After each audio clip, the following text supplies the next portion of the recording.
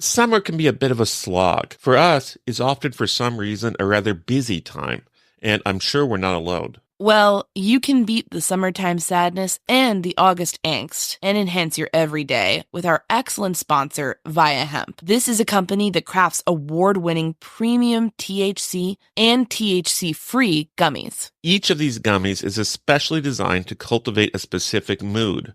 Whether you're looking to get relaxed, get quality sleep, get creative, or just to get focused. If you're 21 or older, you can experience it for yourself and get 15% off your first order with our exclusive code MSheet at viahemp.com. That's VIIAHEMP.com. I personally enjoyed their grapefruit flow state gummies. This CBG and CBD powerhouse really helped me tap into my productivity. Like, we have had an extremely busy summer, and I feel flow state got me over the finish line a few times when I was editing multiple episodes a day, digging through documents, and knocking out a bunch of interviews. Via Hemp does not require a medical card, and it ships legally to all 50 states. It's also affordable, and even more so for Murder Sheet listeners who get a special deal. If you're 21 and older, head to viahemp.com and use code MSheet to receive 15% off. That's VIIAHEMP.com and use code MSheet at checkout. After you purchase, they ask you where you heard about them. Please support our show and tell them we sent you. Enhance your everyday with Via. Temp check. What kind of summer are we having this year? A family road trip summer? A beach bum summer? Or a wake me up when the sun sets summer? With Instacart, choose your own adventure and skip the shopping side quests. Where available, you can get ice cream delivered to your hotel, sunscreen to the pool, or cold brew to your bed. Well, door, in as fast as 30 minutes. Wherever you find yourself this summer, you can get the goods. Download Instacart for free delivery on your first 3 orders. Offer valid for a limited time. Minimum $10 per order. Excludes restaurants. Additional terms and fees apply. Getting the smile and confidence you've been dreaming about, all from the comfort of your home, isn't a total mystery with Byte clear aligners. Just don't be surprised if all your friends start asking, "What's your secret?" Begin by ordering your at-home impression kit today for only $14.95.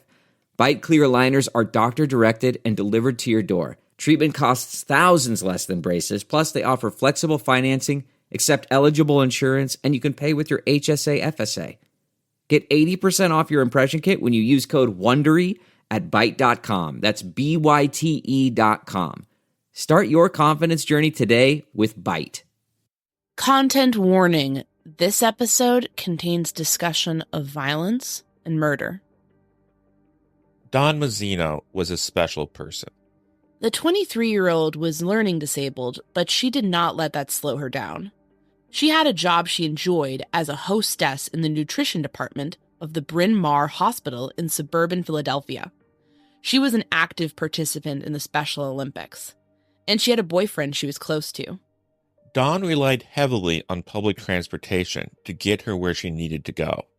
So, when she left work around 3 p.m. on May 22, 1989, she headed to the train station. She planned to join her boyfriend Dan at a practice session for the Special Olympics. But Dawn never made it there. A woman driving by later reported spotting Dawn standing outside the hospital, talking with a man the witness would later identify as Thomas Hawkins. Dawn had earlier complained about being bullied by Hawkins. What made this encounter even more troubling is that Thomas Hawkins had earlier been convicted of murder, and would later be convicted of yet another murder. But investigators never succeeded in definitively tying Hawkins to Dawn. And all these years later, Dawn's family is still looking for answers. At this point, they are not convinced that the truth of what happened lies with Thomas Hawkins. Dawn's sister Cathy has helped uncover several other intriguing leads. She shared with us, for instance, a diary Dawn kept at the time of her disappearance. We pored over that diary. It was full of references to a man named Nick. When police went to speak with him, they found he had recently committed suicide.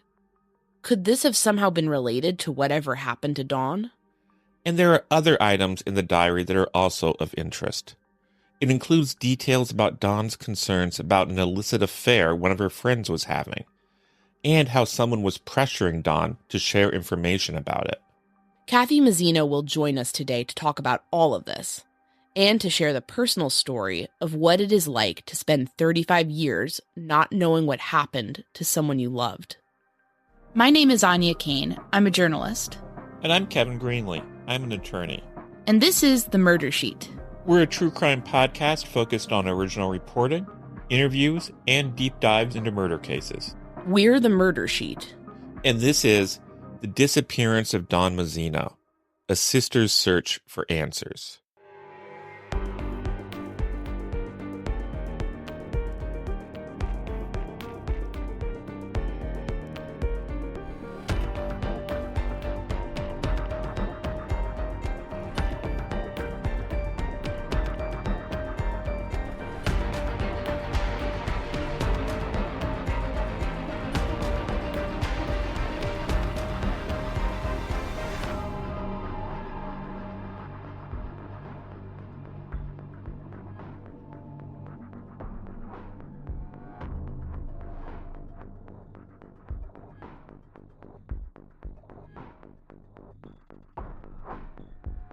Can you start by telling us about your sister? Sure. So Dawn was about 5 years older than I was. She was learning disabled, and it was well known to the point where my mother pulled her out of public school and put her into a private school to better serve her needs. She was a very kind person. She was loving. Dawn and I had a very typical relationship, as two sisters do. And then when we got to our early teenage years, it sort of switched to me being, even though I was younger than her, it switched to me being the older sister just because of her special needs. But she was happy all of the time. She was a very motivated individual in the sense that she was determined to finish school, and she did. She was very athletic and super involved in Special Olympics. She had won gold medals for track and field. She practiced for Special Olympics as often as she could at our local YMCA. She had a relationship with her boyfriend, Dan, and she was a very special part of our family. In terms of, work, what sort of things did she have going on at the time of her disappearance? When she disappeared, she was working at a hospital local to us, Bryn Mawr Hospital in Bryn Mawr, Pennsylvania. She was working in the dietary department. So she was the person that delivered the trays of food. She would, push the big carts down the hallway. All 4 foot, 10 of her would push these big carts down the hallway, and she would deliver the trays of food to the patients. Prior to that, she worked at another place called Paoli Nursing and Rehab, also in the dietary department, delivering trays of food to those patients at the time. And prior to that, before she actually was old enough to get a job, she was a candy striper, which at Bryn Mawr Hospital, which is basically just a volunteer. You get to wear like a little cute uniform that was pink and white, and you can push patients to and from x-rays or, go in and offer them company. It's basically just a volunteer position, and she loved every position that she had. She really did. She never called out sick. She took public transportation to and from her job. She was responsible enough that she could figure out train schedules and the bus schedules, and she would walk from our house to the train station or the bus station, which was about a mile. And it didn't really matter what shift she was on. She would still walk that distance to get to work on time. What can you tell us about the circumstances of her disappearance? So the circumstances of her disappearance, we believe that she was leaving work at the Bryn Mawr Hospital when her shift was over. It was a Monday, I believe, and we believe she went to the bus stop. She was taking the bus that day, and she was going to go and meet her boyfriend, Dan, and they were then going to go to our local YMCA to train for Special Olympics. From the point of the bus station is sort of where we lost sight of her. It was told to us a while after she disappeared. I'm going to say within that first year. I don't know how many months after her disappearance this came to be, but recently after she disappeared, that a nurse had seen her at the bus stop and that she had gotten into a car or was seen with an African-American male leaving the bus stop and not getting on the bus.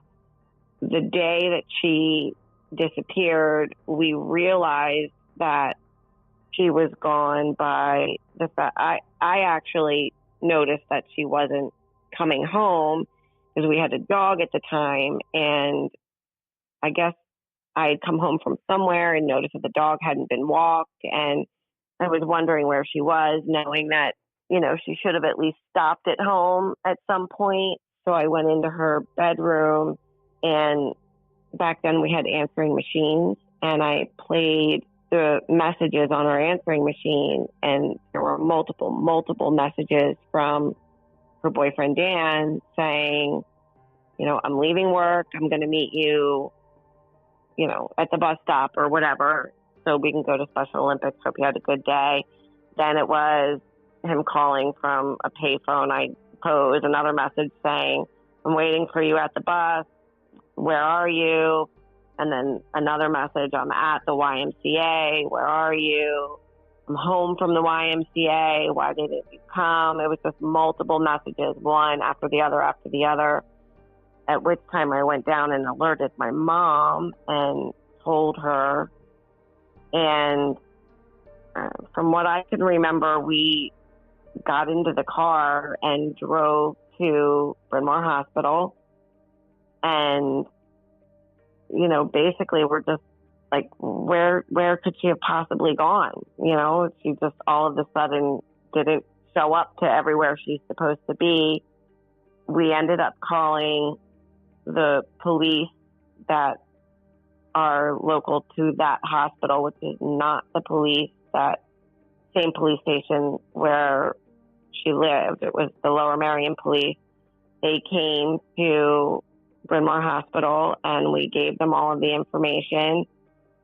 Once they found out that we lived in the next town over, they were kind of skeptical to pursue, because it wasn't technically their jurisdiction. They weren't sure what the lines were for that. So they suggested that we report it to our local police, which we did, and then it just was like a snowball effect from that point on. Then I had to alert my dad, and then the police are involved. Could she have run away? Could she have gone off with a friend and not called home? And it's the typical situation or scenario that you hear in every missing persons case, which is, let's wait and see.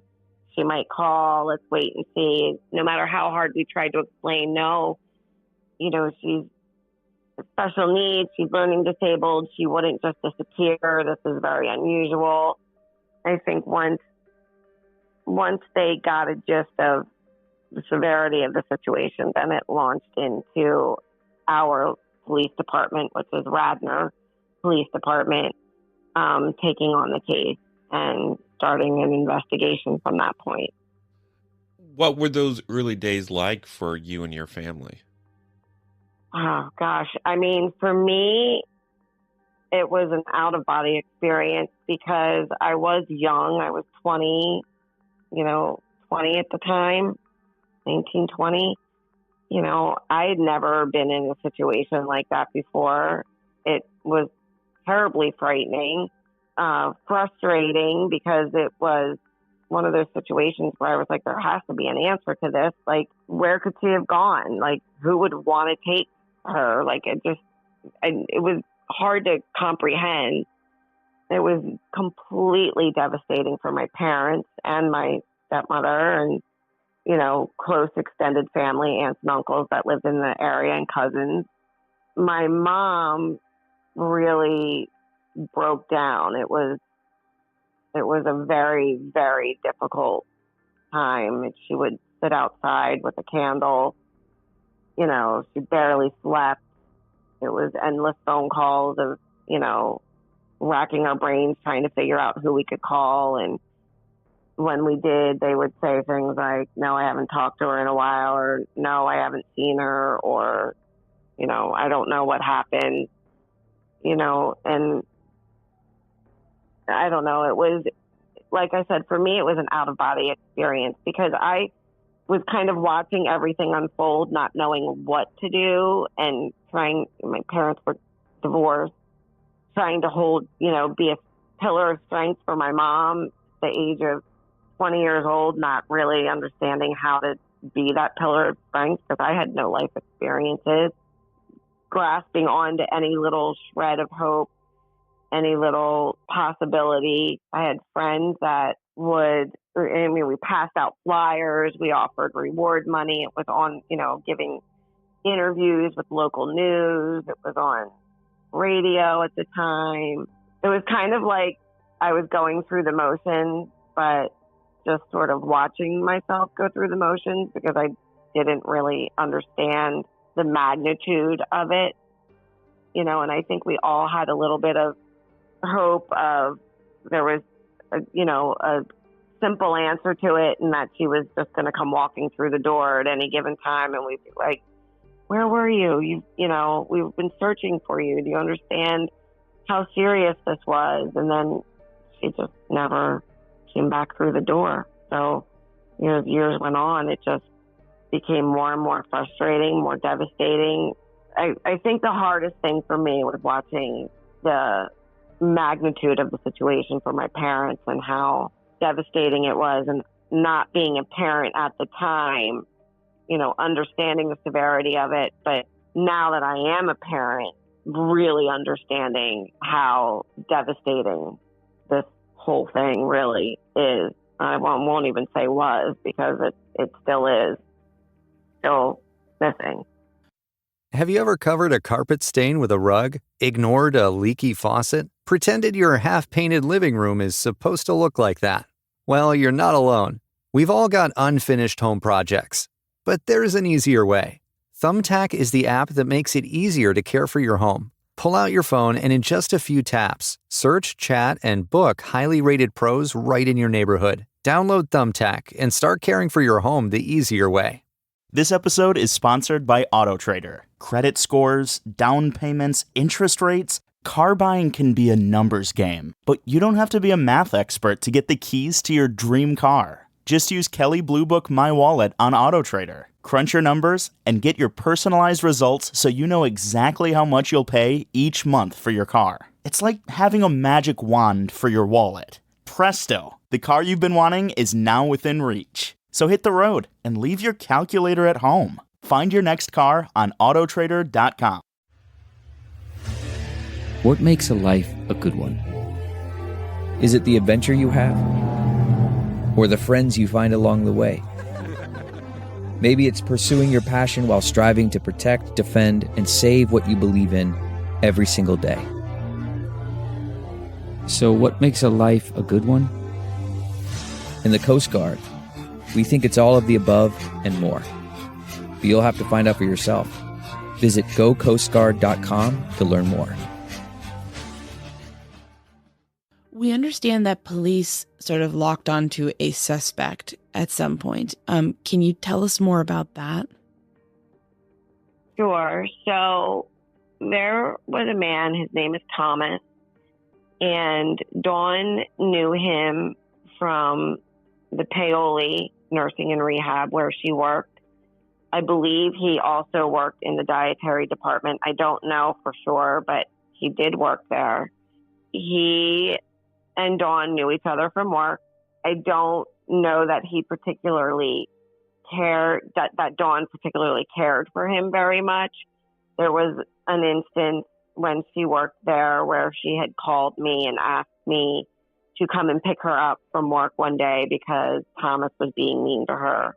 So I did. I went and I picked her up from work and had some choice words with Thomas in the basement hallway of that building, basically telling him to leave her alone and stop being mean to her, and took her home that day. And that sparked her to find a new job. And so she transitioned from Paoli nursing and rehab to the Bryn Mawr Hospital job that she had when she went missing. And it's believed that Thomas may have gone to Bryn Mawr to have Dawn possibly help him attain a job there. I don't know if he was fired from Paoli or if he quit, but he was no longer working there. And the police believe that he was going there trying to get her help with securing a position there. So Thomas's name came into play.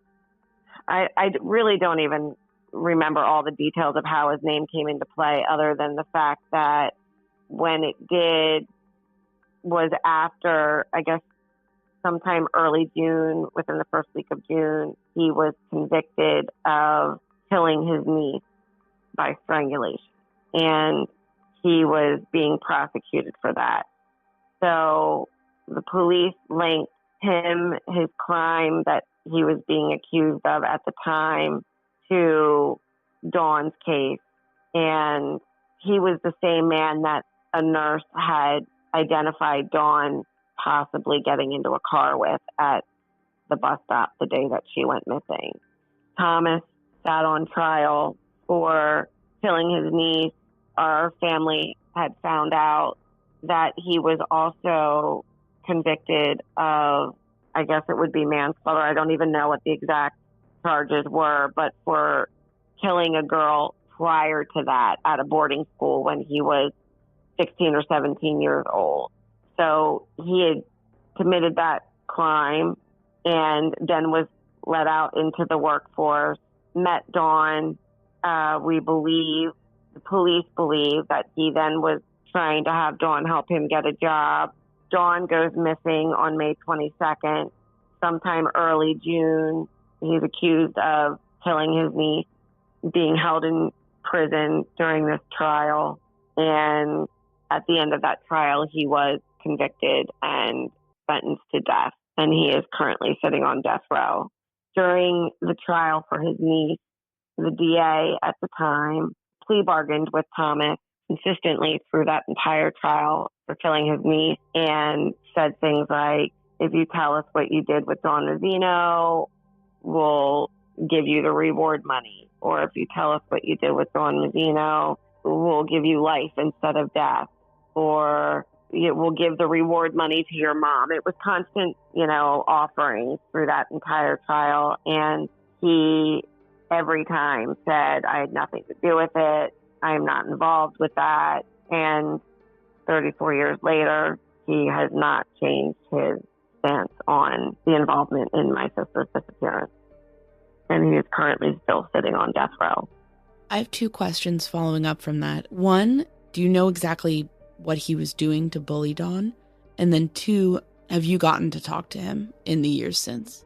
To answer your first question, I don't know what the situation was that made Dawn call me to pick her up when Thomas was bullying her. I don't know.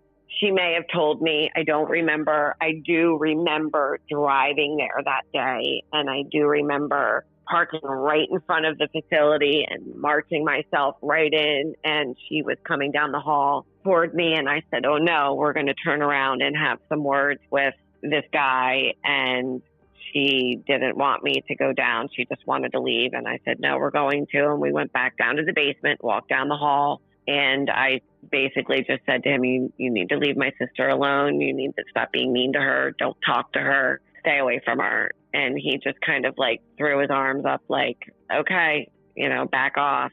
and then we left. So I don't recall if she told me exactly what the problem was. Dawn was very sensitive and just a very kind person. She was also very naive, which obviously, at least to me, is probably what led to her disappearance. And no, I have never spoken directly to him since that day. I have been face to face with him twice.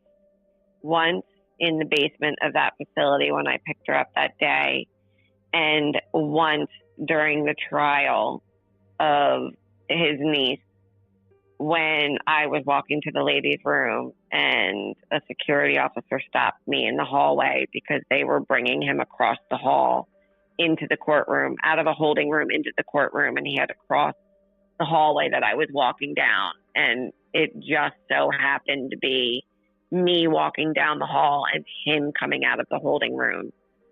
And they walked him basically right in front of me, and I stared at him, he stared at me.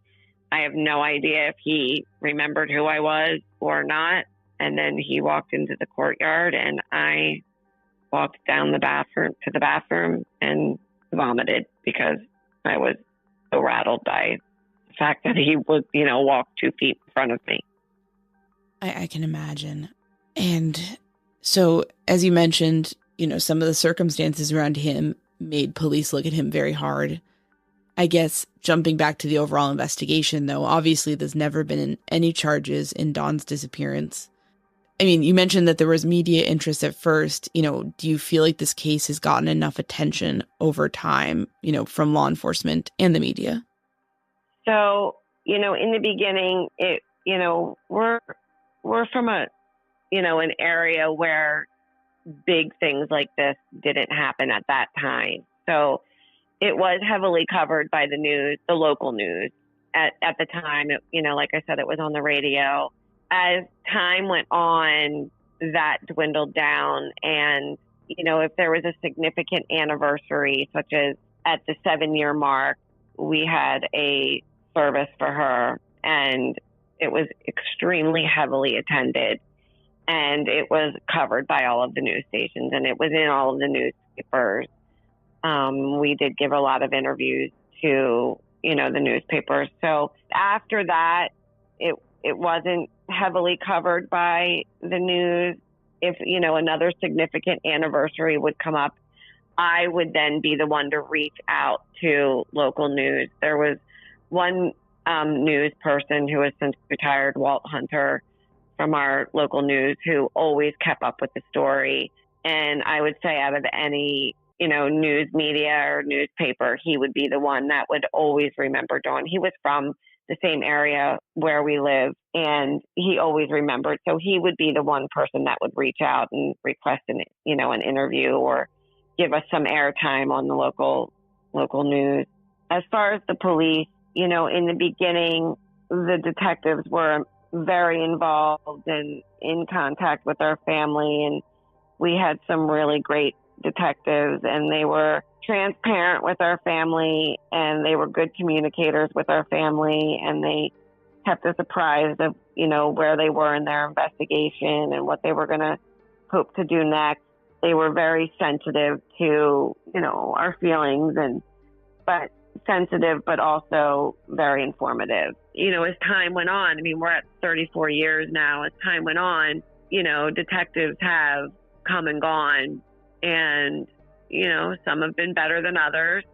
We are with a detective right now who the communication between the detective and myself particularly is not even close to the level that we got from the previous detectives. It's frustrating. They are so hyper-focused on Thomas as the suspect, the number one suspect in her case, and they are so hyper-focused on, you can't deny this information, and you can't deny that he's a monster, and you can't deny that the similarities between what he's done and the timing of your sister's disappearance. So I'm not so hyper-focused on Thomas anymore.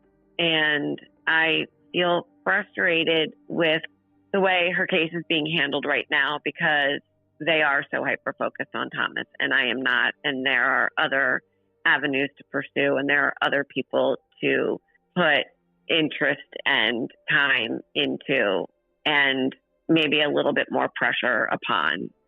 Also, keep me informed, which just yesterday I found some information out and I, would have thought that they would have let me know. Like, I only find information out if I go there or if I reach out to them first. They don't call me anymore. It's always, the contact is always initiated by me reaching out first. Whereas prior detectives, were very communicative. And, the last detective that had her case, he never let a May 22nd pass without sending an email or making a phone call or acknowledging our family in some way. That just doesn't happen anymore. So it just kind of tells me that, after all of this time, it's just not as important to them as it was. I mean, I understand, the manpower isn't at the level that they would like it to be. And that one thing I always hear from them now is, we're so busy. We're so busy. I get it, but she's still missing. So I don't know, maybe a little bit more communication and a little bit more, I don't know, power, energy, something behind her case would be, I think we would get a little bit further. Just zooming out before we get into some of the alternate theories or alternate discussions that you've sort of uncovered over time, I wanted to, if you had any advice for police detectives when it comes to dealing with the family in a way that leads to better relationships and, better communication, would you have, sort of things that you would like to see in terms of, just to foster that, I guess? Because we've heard that a similar thing from a lot of different families, especially families with older cases, that, detectives change, people lose interest. And I'm just curious, like, if you could break down, like, how police agencies can avoid that and, like, what sort of tips would you give to kind of fostering better relations? No one's really ever asked me that before. The last time I met with the current detective that has her case now, I broke down, not out of sadness, but just out of frustration and anger because, my parents are getting older and I feel like there's other things to pursue. And, I point blank asked him, do you have kids? And he answered, I do. And I said, and you can understand the desire I have to pursue these other options and to find an answer, and just an answer. Like, that's it. I don't know how I would advise other families in similar situations that are, that we're all in right now.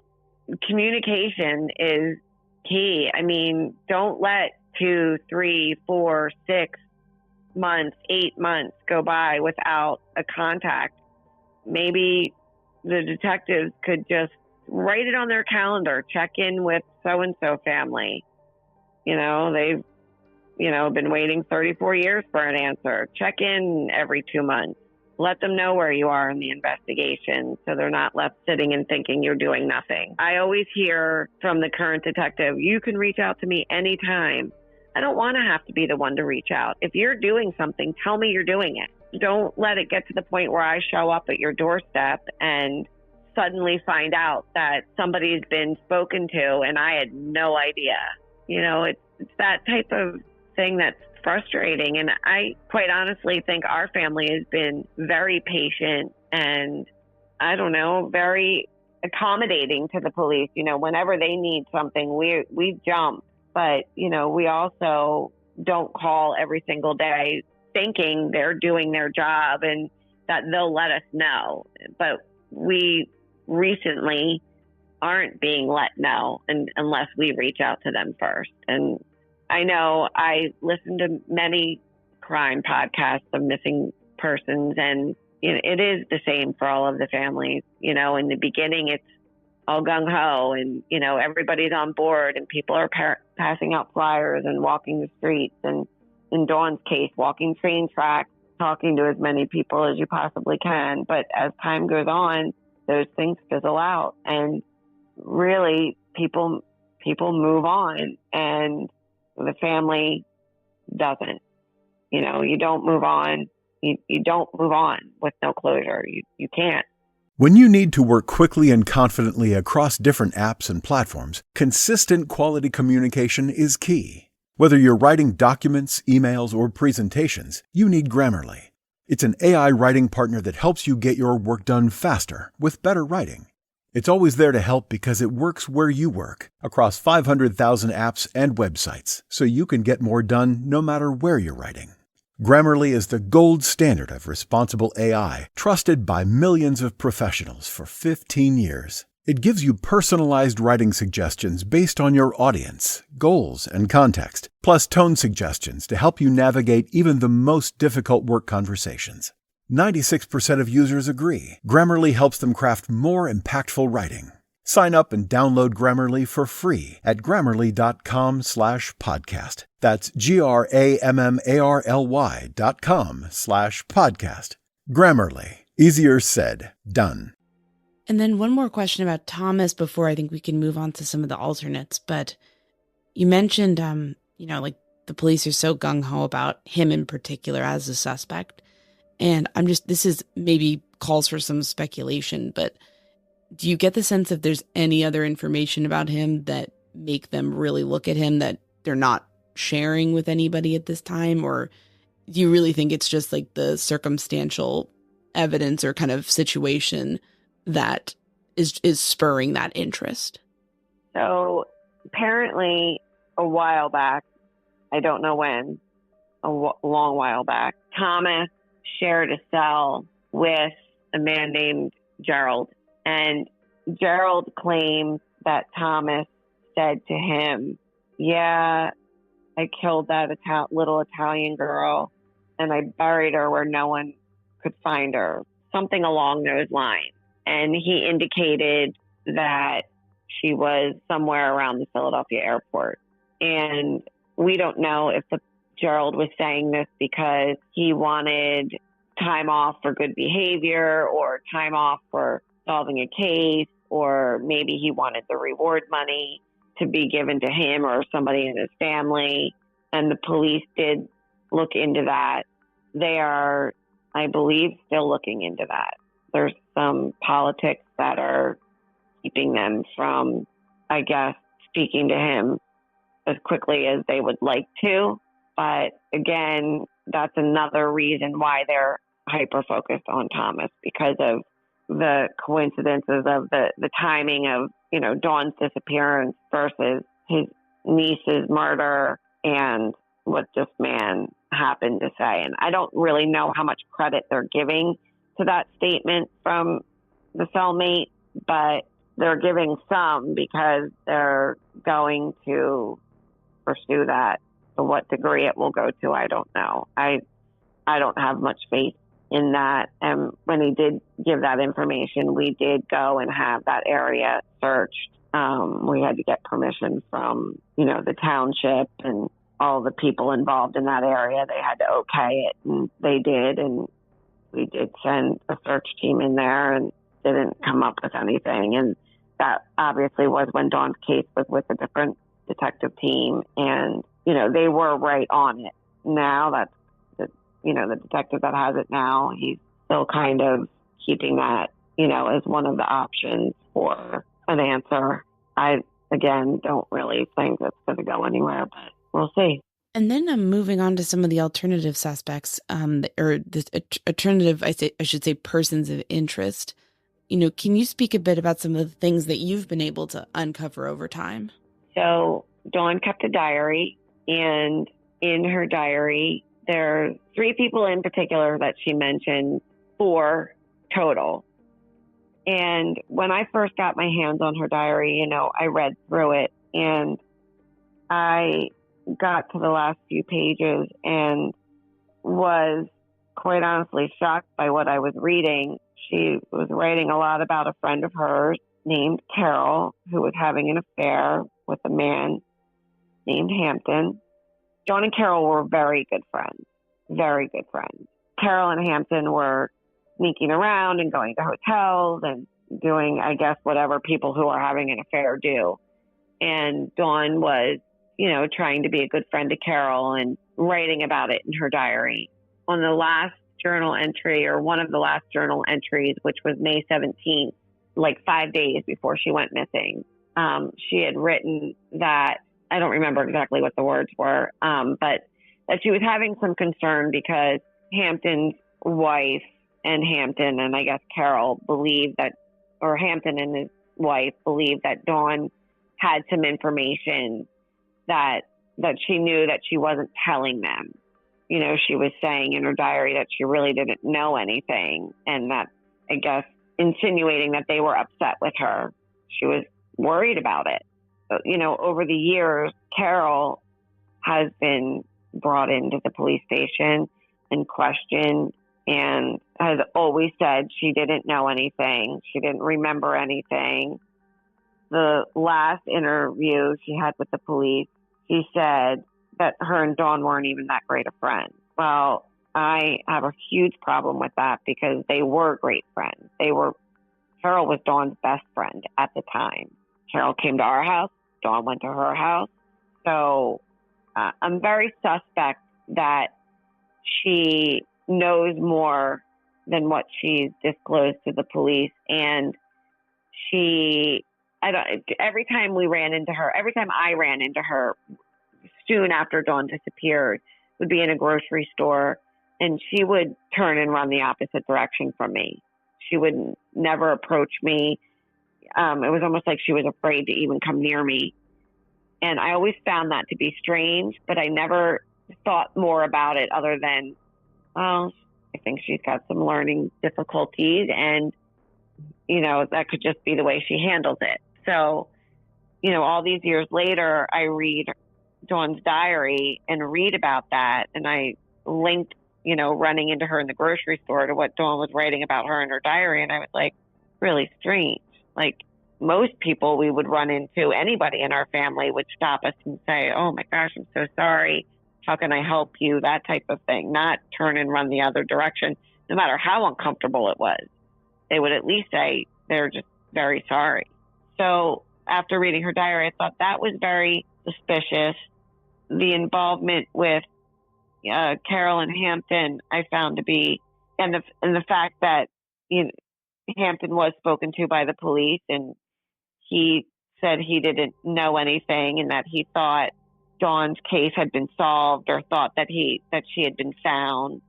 That's crazy to me because there was posters everywhere saying missing. So, and it was never disclosed on the news, not when Thomas was going through the trial for his niece. It was never said that she was found. It was always said missing, reward. So for him to think that, it was confusing to me. Dawn mentioned in her diary that Hampton's wife at the time, who has since passed away, Dawn, I feel as though the way Dawn wrote the words in her diary, she felt threatened by Hampton and Hampton's wife at the time.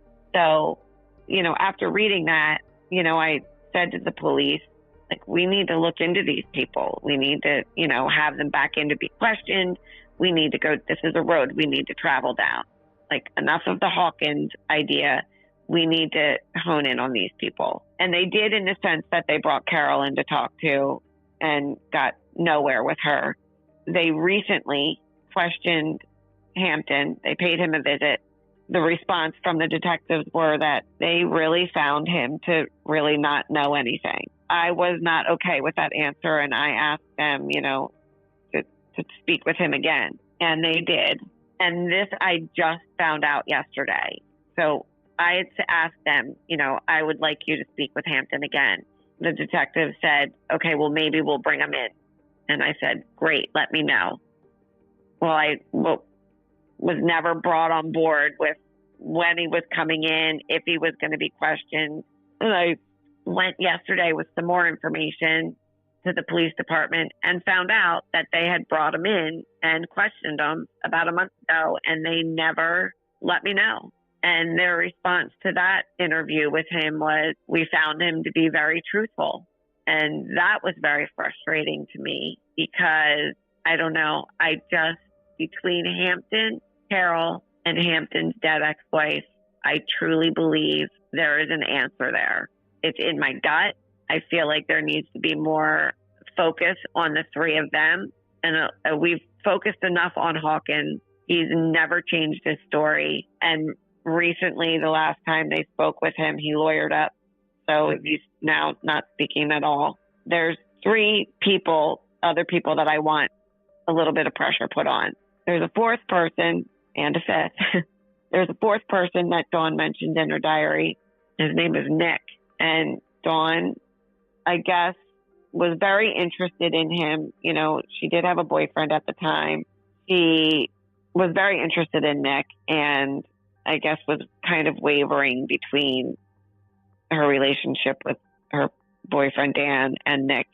When I asked for Nick to be looked into because of how many times he was mentioned in Dawn's diary, the detectives looked into him, and these were not the current detectives. These were prior.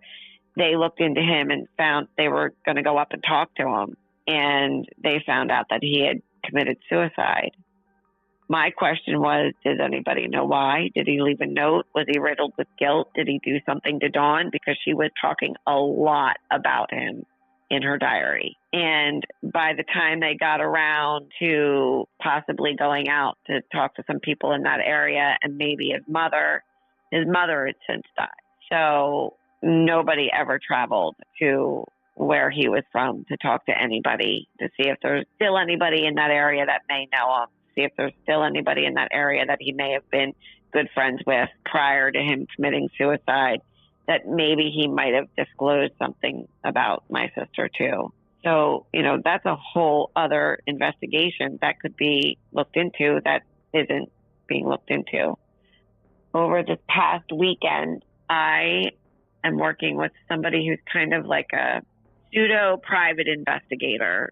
He is not a podcaster. He's not a journalist. He's just somebody that takes deep dives into unsolved murders or missing person cases. So he uncovered a bit of information for me over the weekend, post a text message from my mother. So this might be a little confusing. Try and stay with me. Over the weekend, I was texting and speaking back and forth with my mom, trying to remember Nick's last name. And 3 years ago, it's a name that we could have rattled off without a problem, like it was an everyday name. Some time has gone by. My mom's getting older. She can't remember his last name. I can't remember his last name. In trying to remember his last name, my mom spoke with Dan, who she's in contact with every single day, and asked Dan if he remembered Nick's last name. Dan said no, but he gave out a few other names of people that hung around Dan and Dawn and Carol and Hampton at the time. This man's name is Maurice. When my mom texted me back and said, I spoke with Dan and he remembers, and she rattled off some names. When I read the name Maurice, it was kind of like a gut punch for me because I remember Dawn bringing up that name because it's not a name that is common. I then gave that name to this investigator person that I'm working with. And and now keep in mind, Maurice and Dan worked together at a local hangout place close by Kmart where, you know, it just happened to be not only a store, but a place where a bunch of them hung out together, just as friends. Dan and Maurice both worked at Kmart. Maurice and Hampton were friends.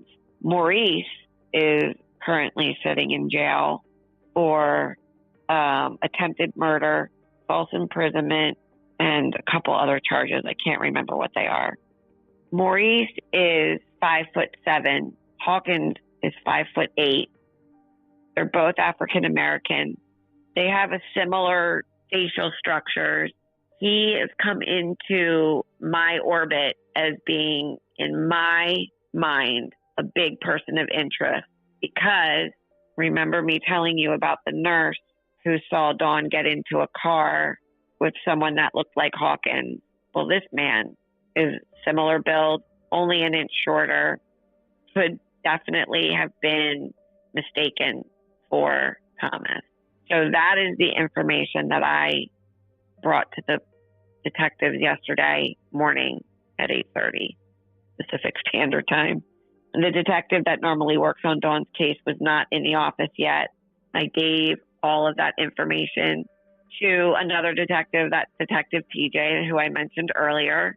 TJ said he would pass the information on to Jim, who is the detective that mainly works on Dawn's case now. That's kind of where we are. TJ said they will look into it and then possibly go and question him. I don't know that they have had much of a discussion about it. I personally thought that that Jim would have at least reached out to me yesterday and said, I spoke with TJ. I got all of the information. I watched the video recording of you disclosing all of the information. They recorded me telling them all of the information that I went there with, and I haven't heard a word from them. So that goes back to me and the lack of communication between myself and the detective. And that is where we are at this moment. We wanted to ask you, as sort of we wrap up, I guess the first thing would be investigatively, from the perspective of getting information on what happened to Dawn. Sometimes people think, oh, I don't have good information, or I barely was part of this, so I'm not going to come forward. But I mean, what gaps would you like to fill in as far as questions that remain in Dawn's case that people could help with if they were in the area at the time, if they knew any of these folks, if they knew, just kind of, I guess, what was happening? What sort of pieces would you like to get at this point, and how can they come forward with that information in a way that's helpful and will kind of elicit a response, I suppose, from law enforcement, to put it that way? Well, I mean, I would love for people or relatives of Hampton's first wife, who is now deceased. Her name was Annette.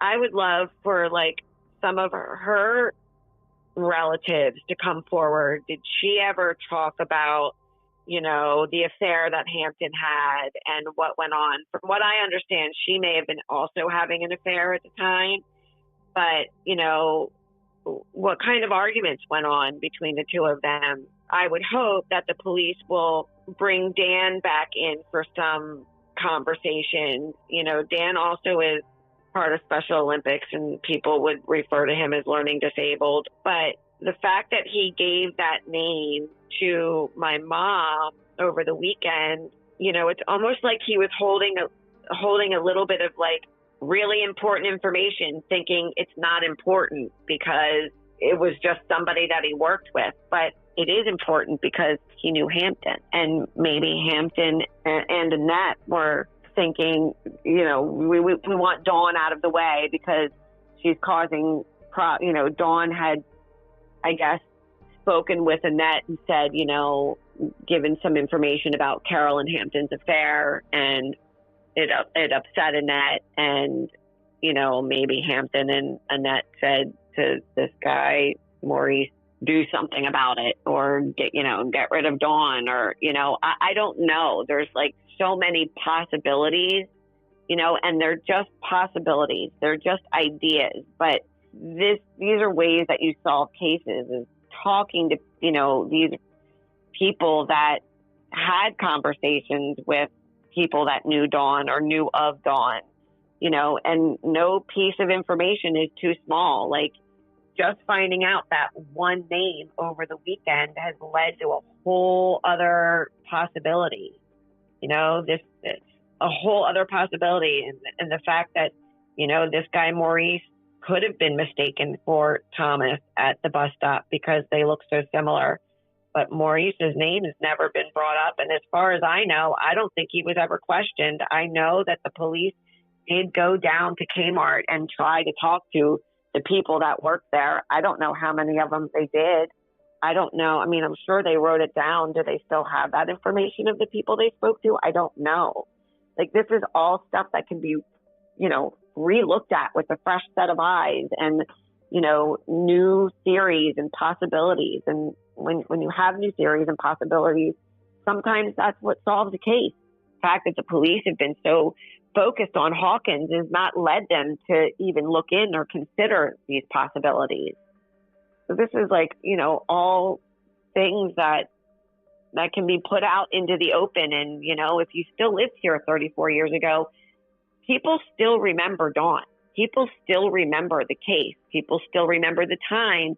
People still remember walking up and down train tracks or passing out flyers or putting flyers in their stores or just talking about our case or hearing about it on the news. People from this area, if you're from this area and you didn't leave during college, then chances are you're still in this area. And, I had a lot of my friends involved at the time because they wanted to help. So that's just kind of where we are, get involved. Don't be afraid to say something. Speak up. If you little name drop or, I didn't think it was a big deal at the time, but, and this person may have nothing to do with it, but here's a name. I know this person worked at Kmart at the time, or, I know this person worked at Bryn Mawr Hospital at the same time Dawn worked there, or, anything like that is information, that can be looked at with a fresh set of eyes. Basically, if you're from this area and you remember that time, or you worked with Dawn, or you worked at Kmart, or you knew Hampton, or Annette, or Carol, or Maurice, or Dawn's friend Nick, which, like I said, we're still trying to figure out what his last name is. And I know the police have it written down somewhere. They're just not sharing it with me. But come forward. Tell me who you are, talk to the police and give them information, even if you think it's not a big deal. Like it could be. A little teeny crumb could be something so huge.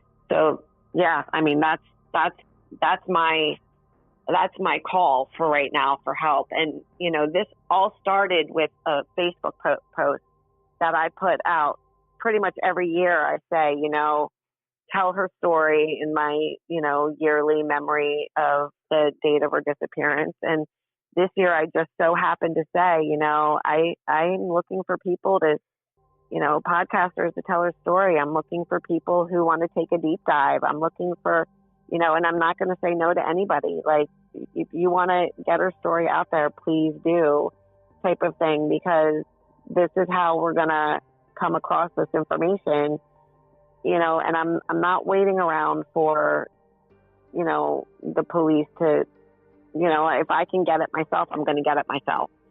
And then I'll take it to the authorities and hope they do something with it, which is what I'm doing right now.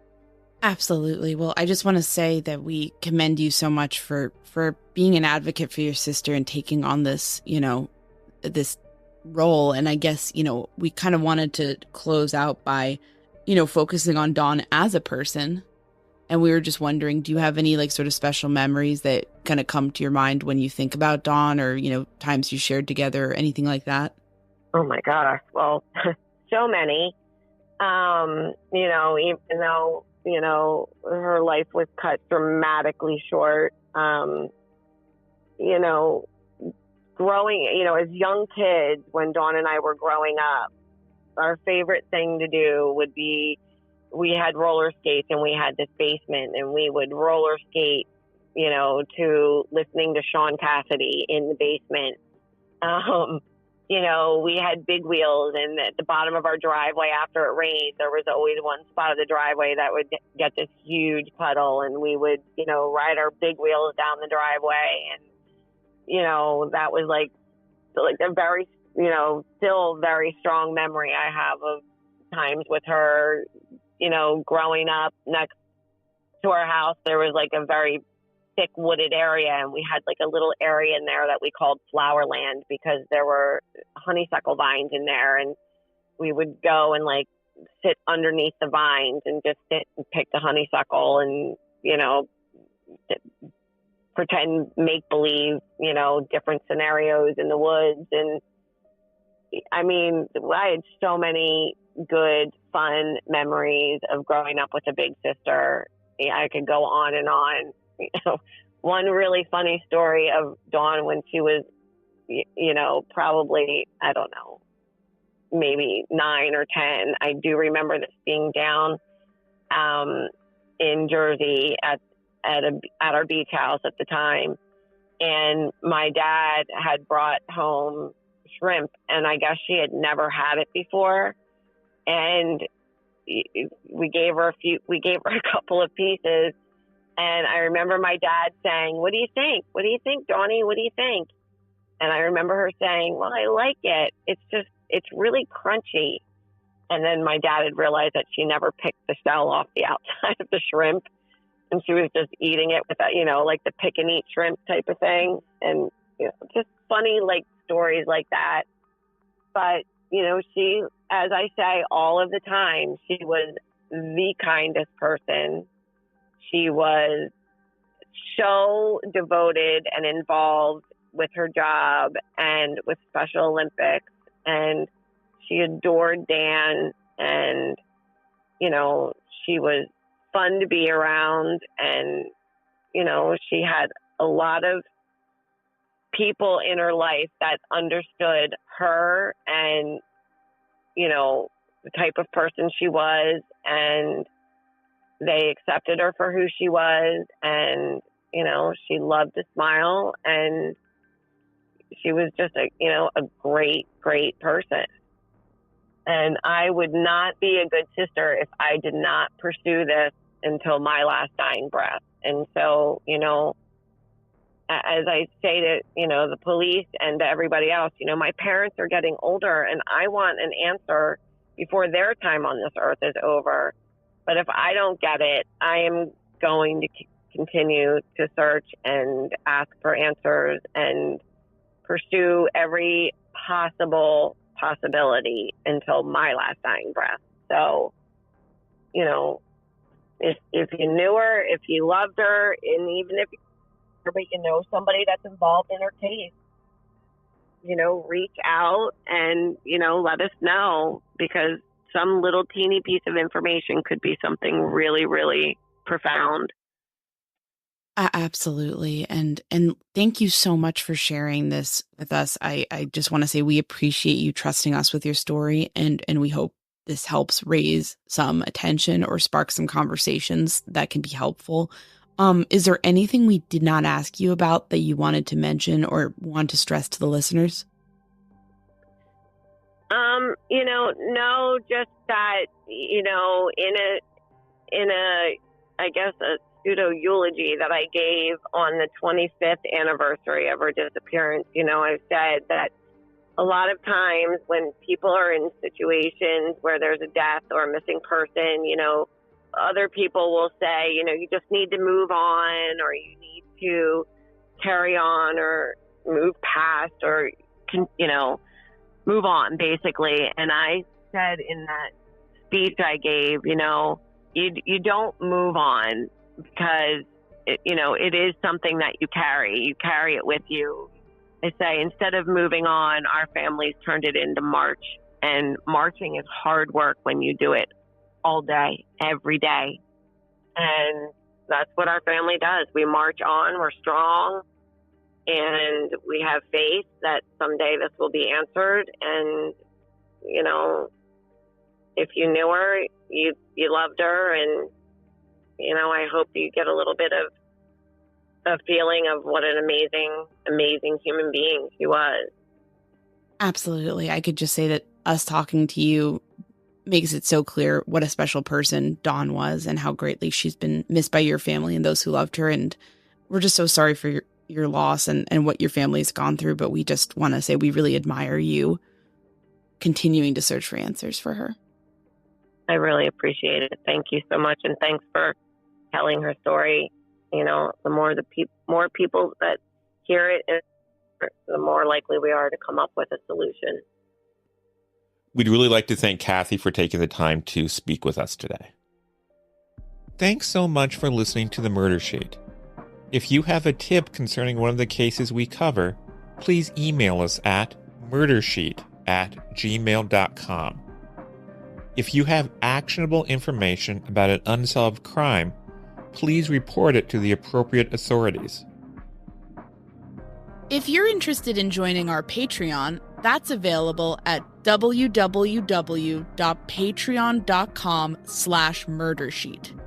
If you want to tip us a bit of money for records requests, you can do so at www.buymeacoffee.com/murdersheet.